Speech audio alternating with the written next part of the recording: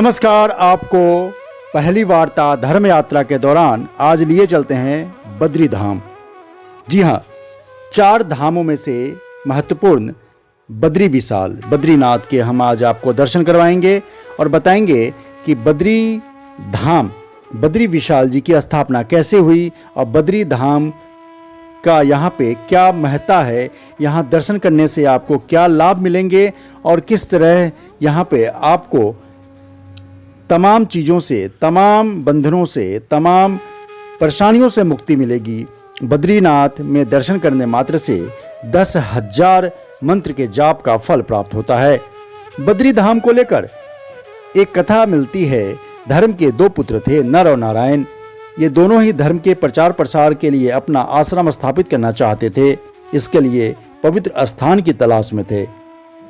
उन्हें इस स्थान की प्राप्ति हुई और उन्होंने इस जगह का नाम बद्री विशाल रख दिया। बद्री विशाल 2 पहाड़ियों के बीच स्थित है। एक पर भगवान नारायण ने तपस्या की, जबकि दूसरे पर नर ने।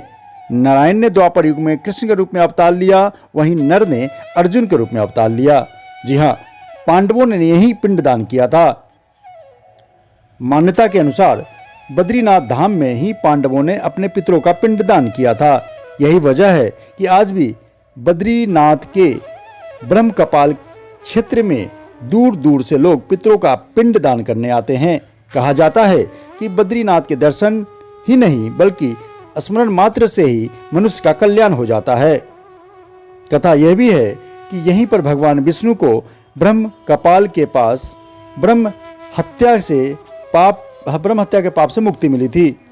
तो आइए जानते हैं वहाँ के जो पुजारी हैं, वहाँ पे जो रहते हैं बालक दास जी, वो बद्रीनाथ के महत्व के बारे में, बद्रीनाथ की स्थापना कैसे हुई और आज वो तमाम चीज़ों से आपको रूबरू करवाएंगे जो आप नहीं जानते हैं। पहली वार्ता में पहला संवाद हम बद्री विशाल से आए बालक दास जी से करेंगे और आपको बताएंगे कि बद्री धाम, जी हाँ, 4 धामों में सबसे प्रोमिनेंट, चारों धामों में से प्रसिद्ध बद्री विशाल जी के दर्शन आपके करने से सभी मनोकामना पूर्ण होती हैं।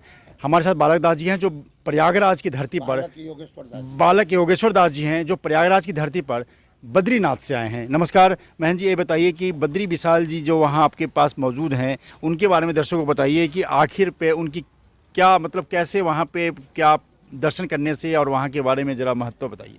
जी, वहाँ पे जय बद्री विशाल। यहाँ जो बद्रीनाथ जी का जो धाम है, बद्री का आश्रम, वहाँ पर ऐसा वर्णन आता है कि अगर और जगहों पे, तीर्थों पे जैसे वर्णन करते हैं कि अपने घरों में कोई अगर जाप करता है, पाठ करता है, साधना करता है, तो अगर हम 10,000 मंत्र जाप करें, 10,000 मंत्र जाप करें अपने घरों में, और ऐसे ही किसी भी पुण्य क्षेत्र में, तीर्थ में जब जाते हैं जैसे बद्री का आश्रम में, तो वहाँ पर अगर एक बार हम अपने महामंत्र का, जा अपने गुरु मंत्र का, जा जिस इष्ट देव में हमारी श्रद्धा है, विश्वास है, प्रेम है, उसका नाम सुमिरन करें, तो वो एक बार जपने से 10,000 बार जपने का फल प्राप्त होता है। ये बद्री का आश्रम भगवान के उस धाम की महिमा है। ऐसा कहते हैं कि सहस्त्र कवच नाम का एक दैत्य था, उसने ब्रह्मा जी की तपस्या करके सहस्त्र कवच प्राप्त किए थे, और ब्रह्मा जी को पहले उसने कहा कि मैं अमर हो जाऊं, तो ब्रह्मा जी ने कहा कि मेरी सृष्टि में कोई अमर नहीं होता है और इसलिए कोई और वरदान मांगिए। तो उसने कहा कि मुझे सहस्त्र कवच, 1,000 कवच दे दीजिए, कोई भी इस कवच को तोड़ ना सके, और अगर कदाचित कोई एक भी कवच को तोड़ता है तो उसके पास 10,000 वर्ष की तपस्या का फल होना चाहिए। तो ऐसा उसने वरदान मांगा, तो ब्रह्मा जी ने उसे वरदान दे दिया, 1,000 कवच। तो कहते हैं कि फिर सारे देवी देवताओं ने मिलकर के प्रभु श्री हरि से प्रार्थना करी कि भगवान आप इस दैत्य से हमारी रक्षा करें। तो श्री हरि का अवतार हुआ नर और नारायण के रूप में। वहीं बद्री का आश्रम में माँ उनकी हुई माता मूर्ति और पिता का नाम हुआ धर्म।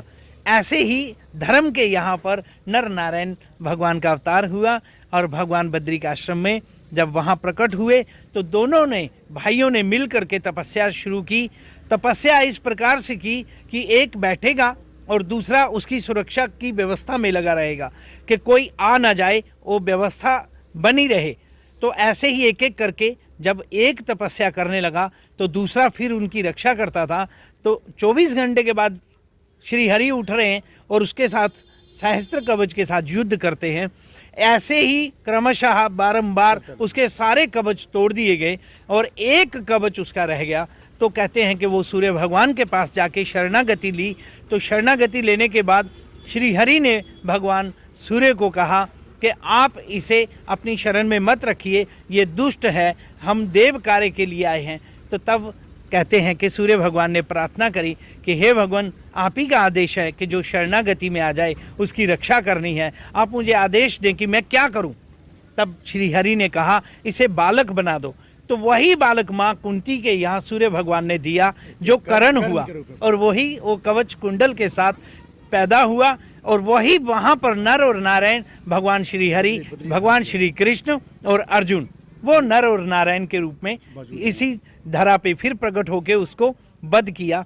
ऐसा कहते हैं कि उस धरती पे बद्रिक आश्रम में ये वरदान है कि अगर कोई एक रात निवास करता है, अपने पुण्य का उदय करता है, पाठ करता है, जाप करता है, भगवान की तपस्या करता है, एक रात भी अगर रह के, तो 10,000 वर्ष की तपस्या का फल मिलता है। ये बद्रिक आश्रम भगवान की तपस्या का, उस भूमि का प्रभाव है। तो जितने भी श्रद्धालु वहाँ आते हैं, मैं तो यही कहता हूँ कि अपने आप को जब वहाँ पर उपस्थित आप पाओ तो वहाँ पे समय का सदुपयोग करो, ज़्यादा से ज़्यादा जाप करो, पाठ करो, जितना हो सके अपने आप को तपस्या में लगाओ। क्योंकि घर जाके बातें भी कर सकते हैं, खाने कई प्रकार के खा सकते हैं, कि ऐसे पुण्य क्षेत्र में आने के बाद सदुपयोग करना चाहिए समय का, जिससे हमारे जीवन का कल्याण, वास्तव में हमारा जो जीवन का लक्ष्य है वो भगवत प्राप्ति है। और ऐसे पुण्य क्षेत्र में आने के बाद हमारे को सोचना चाहिए कि हमारा इस तरह से अनमोल जीवन जो है और समय हमारा व्यर्थ नहीं जाए।